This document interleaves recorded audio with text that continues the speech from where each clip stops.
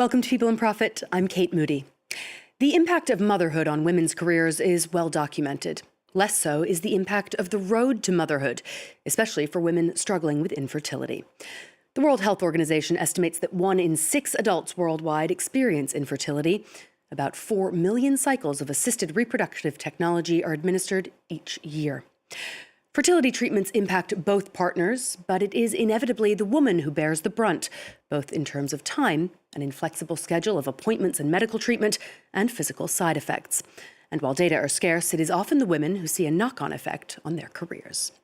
To discuss, I'm joined by Becky Kearns, co-founder and CEO of Fertility Matters at Work, and Suzy Jackson, Chief Commercial Officer of the health and well-being platform RVO Health. Thank you so much for joining me today. Suzy, I want to start with you. You've been open in sharing your own journey with in vitro fertilization, or IVF, and how it impacted your career. Tell us a little bit about your story.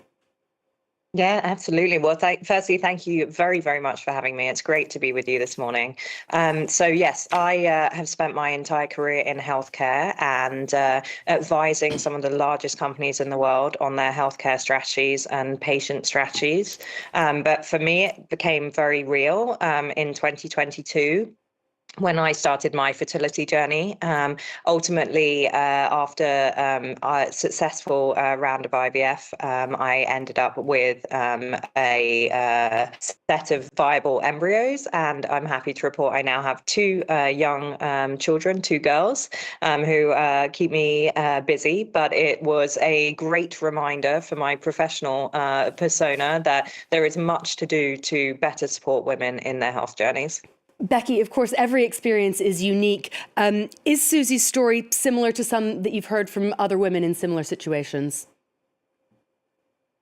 Absolutely, yes. Very similar to my own story as well. I had 5 cycles of IVF whilst I was working. And actually, whilst I was at work, I was working in a HR position. So I actually saw from the business angle that there was a real lack of understanding, as well as from my own personal experience as well. But through Fertility Matters at Work, we have people contacting us daily, having issues in terms of taking time off for appointments, their employer not understanding, being treated less favourably as well. So it's really important that we're opening up this conversation and starting to talk about the impact that this can have on people at work.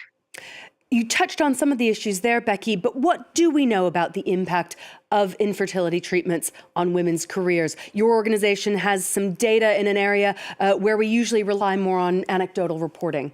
Yeah, so last year we had a research study in the UK, but also across 4 other markets internationally. And what we really saw was the impact that it has on mental well-being. So 99% of people felt that it impacted their mental well-being. We also found that there was a huge impact in terms of time off. So 77% in the UK needed to take some time off at some point in time.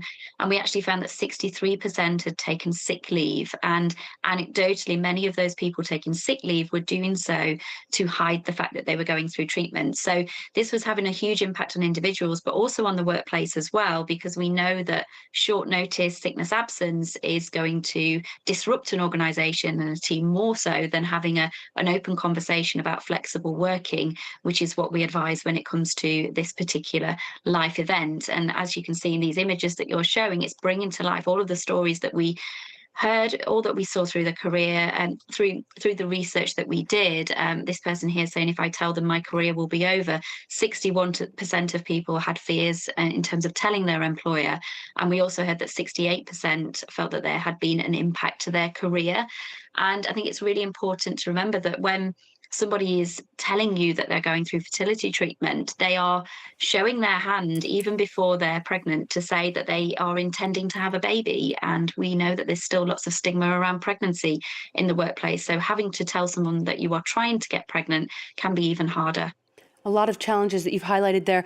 Suzy, you've also put the spotlight on the higher risk of burnout for women who are going through these processes. Absolutely. I mean, in my process, I was very lucky indeed to have an extremely supportive manager at the time, but I was also lucky to be in the executive ranks of the company as a partner, so I could call my own schedule. And there's a real risk if you look at lower sort of managerial levels where people don't have the luxury of being able to dictate their own schedule, that we are going to see more and more people dropping out or falling behind because of a culture of not feeling like people can speak up about what they're going through and the logistical and practical support that they need at the time. Becky, what kind of conversations does your organization have with employers? What kind of resources or measures do you recommend to help support workers who are dealing with these sorts of issues? So this is a really sensitive topic, and I think that's why it's really important organisations have someone who can really approach this topic with the right level of care. What we do is we work with organisations to become what we call fertility friendly, and that means that there is a clear policy or guidance in place. There is something in writing to show employees what they are entitled to, and that's really important because we know people are scared about saying that they're going through this. So often the first place they will look to see whether their organisation recognises this as a life event that needs support will be in some kind of written policy. We also think it's really important that managers are trained around this. We know that people will need that time off. Often managers won't know what to do when it comes to these scenarios, and what we want is consistent support across the teams within an organisation as well. And really, there's a big piece of work around breaking down the stigma and raising awareness and creating a really safe culture that allows people to feel psychologically safe to share that they're going on this journey, and to know that it will be understood and supported, and that it won't impact their careers. So it's not just a one time you put a policy in place and tick that box and we're done. It is a real cultural shift to encourage more people to talk about these experiences and hopefully make sure that other people feel less alone, and that they can actually seek the support they need whilst going through what is really a temporary process, but can be really, really invasive and intensive and all consuming for the individual that's going through it. Now, some big companies do help pay for fertility treatments, in particular for IVF cycles. It doesn't necessarily mean, though, paid time off or any flexibility for the actual sort of day-to-day constraint during that kind of a cycle. I want to hear from both of you. Do you think that the onus for that kind of support should be more on companies or on governments? I think that, so just from the perspective of the government and thinking about individuals who are needing to take this time off. Currently, there is, in the UK, there is no legal right to be able to take that time off. And I have heard stories from people who have lost their jobs as a result of going through IVF, or have been made redundant as a result. And the way the law stands at the moment, there is no statutory right for that time off, and there are very few protections in place. And so I would really like to see it from a governmental level for that to be something that organisations have to do. We are seeing more organisations voluntarily put policies in place, allow paid time off, even employers that are allowing unlimited paid time off for fertility treatment. And we can see it hasn't opened the floodgates. It hasn't meant that loads of people are taking significant periods of time off. But I really do think it needs to come from a governmental level initially, but also employers can step up in the absence of legislation as well. And I will just point out that last year the French Parliament did pass a law that gives more protection to women and to couples who are undergoing fertility treatment or adoption. Suzy, what are your thoughts on the need for a division between public and private sector measures? Well, absolutely. I couldn't agree more with what Becky said here. I feel like there is an onus on government. I actually am based in the US and specialize in US healthcare, and famously lacking in terms of centralized support for individuals in the healthcare industry, with a highly privatized and complicated healthcare system.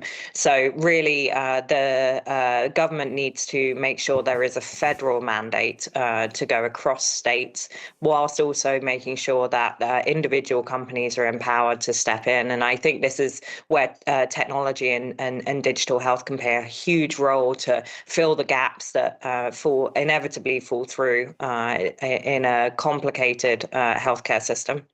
And you've both mentioned the word stigma at different points during our conversation here, the stigma attached to both infertility and IVF, but also pregnancy and the road to parenthood in general. How do you think we can balance that stigma and the real privacy issues around health protocol? So I think when it comes to stigma with this topic, like I said earlier, it's great to create those safe spaces where people feel open to share.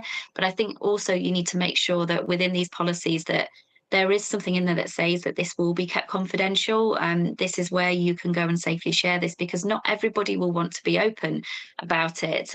It is something that is still, like we say, shrouded in taboo. Different cultures, it can be even more so. And actually, I know we're talking very much about women here, but we find that men are very, very rarely talk about this issue, and is something that is often suffered in silence. So I think really it is about opening up those conversations, but also organisations have those guardrails in place to make sure that people can do so in a way that is going to be safe and it will be kept confidential. And Suzy, I want to ask you, do you think that there are broader lessons here about how the healthcare and medical industries treat women? Absolutely. I think women's health has started to get a lot more attention in the last couple of years, but there's a long, long way to go.